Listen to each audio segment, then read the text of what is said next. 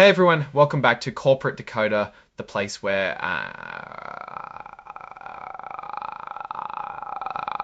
today we're diving into a special kind of report from Seadrill Ltd, an 8K. Think of an 8K as a company's way of shouting out major news to the world. And what news did Seadrill have to share? Well, it looks like some of their top execs are getting a nice little pay bump. Let's break it down and see what it means. So Seadrill is a Bermuda-based company that's even in their official filing here. They specialize in offshore drilling for oil and gas. Think of those giant ships you see out at sea with the big towers. They operate those. They lease these specialized vessels and their crews to companies looking to explore and extract oil and gas from beneath the ocean floor. It's a big capital-intensive business, meaning it costs a lot of money to own and operate these massive pieces of equipment. Now, this filing on August 27, 2025 is all about internal changes, specifically executive compensation. It's not a deep dive into their quarterly earnings, but it does give us a peek at who's making what and why. It's important to remember that for companies like Seadrill, compensation isn't just a salary. It's often tied to performance and the overall health of the company, something we'll touch on later. Seadrill's common shares are traded on the New York Stock Exchange under the ticker symbol SDRL.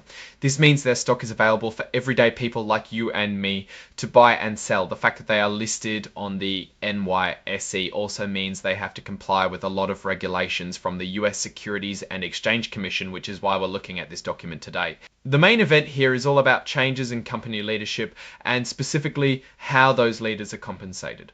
This section tells us that the people who make the big decisions at Seadrill have decided to adjust the base salaries for some of their top executives.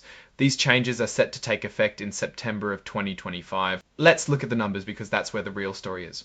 Grant Creed, the Executive Vice President and Chief Financial Officer, will now earn a base salary of $465,000 match. Samir Ali, who is the Executive Vice President and Chief Commercial Officer, and Torsten Sauer-Petersen, the Executive Vice President, Chief Technology and Sustainability Officer, will both house, and Todd Strickler, the Senior Vice President and General Counsel, will have a base salary of $422,500. Todd Strickler, the Senior Vice President and General Counsel, will have a base salary of $425,000. Now, what's interesting about these numbers is not just the amounts themselves, but the reasons behind them stated in the filing. For Mr. Sauer-Petersen, for example, his salary bump is partly because his responsibilities have expanded to include sustainability. This shows a growing trend in major corporations where environmental, social, and governance factors, ESG, are becoming increasingly important and are being directly linked to executive roles and compensation. It's a sign that Seadrill is trying to keep up with industry trends and potentially attract talent with expertise in these areas. The filing also makes a point of saying there are no unusual arrangements or family relationships linking Mr. Sauer-Petersen to his selection for this role. This is standard legal language to assure investors that appointments are based on merit and not favoritism. It's a way to build trust. So what's my take on all this? These are base salaries, and companies like Seadrill often have much larger incentive or bonus packages tied to performance. However, base salaries are the foundation. The increases for these executives, especially given Seadrill's industry, which can be very volatile, are certainly noteworthy. The inclusion of sustainability as a key responsibility for Mr. Sauer-Petersen signals a strategic shift, or at least an increased focus on that aspect of the business. It's all about aligning executive interests with the company's long-term goals and investor expectations.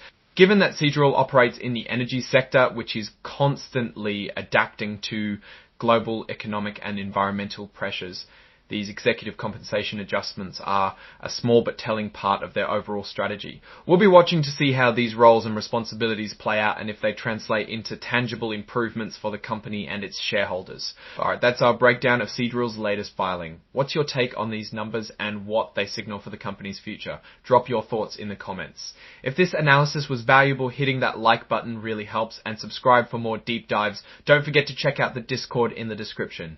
Thanks for watching. See you next time.